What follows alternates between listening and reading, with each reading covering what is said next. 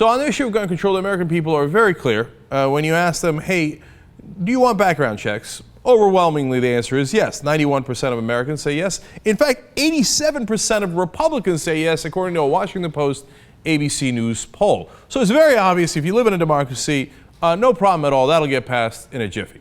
And of course, that's just not the case. As we've told you before, assault weapons ban is also popular. Over 50% of Americans want that. High-capacity magazine ban, very popular. Well over 50% want that. Those have no chance. Now, background checks are in serious jeopardy. Greg Sargent at Washington Post writes, quote, if Democrats can't win the argument over this, even in red states, what can they win an argument over? Well, that's an excellent question. Think about that. If you can't win an argument when 91% of Americans agree with you, what do you need? 94%? 98%? Of course, the reality is they don't give a damn if it's 128%, because they're not there to represent you.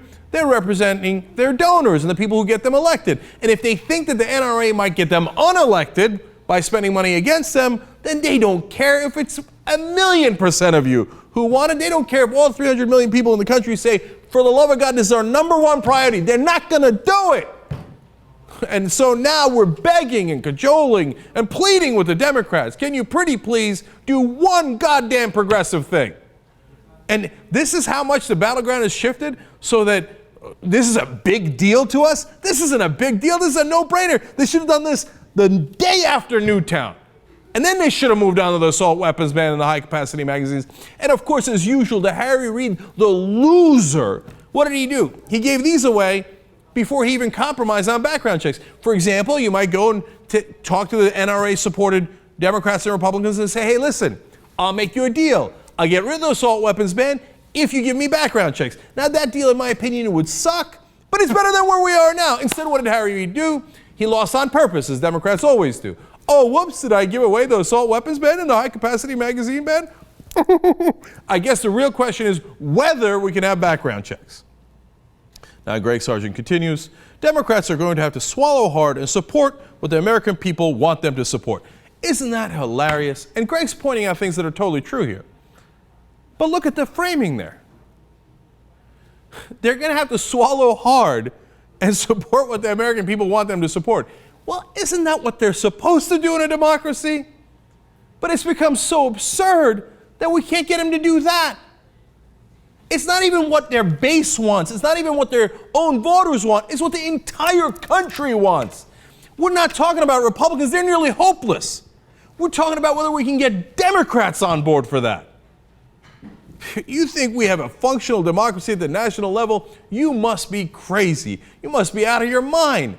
They don't give a damn about us. Now, the only reason why we're probably going to win on background checks, and this is interesting, is because Bloomberg is coming in with his own money.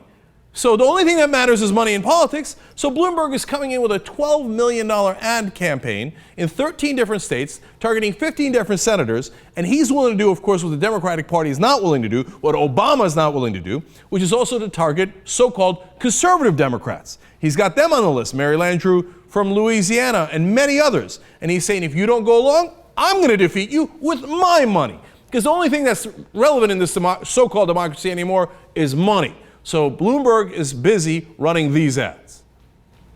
My dad taught me to hunt, and I'll teach my kids. Background checks have nothing to do with taking guns away from anyone. Closing loopholes will stop criminals and the dangerously mentally ill from buying guns. That protects my rights and my family. Tell Congress, don't protect criminals. Vote to protect gun rights and our families. Isn't this sad that the only hope we have is that at least we have one guy on our side who's willing to bribe the politicians more than the other side is? And what did we win on? We won on gay rights as progressives, right? Why did we win? We had more money.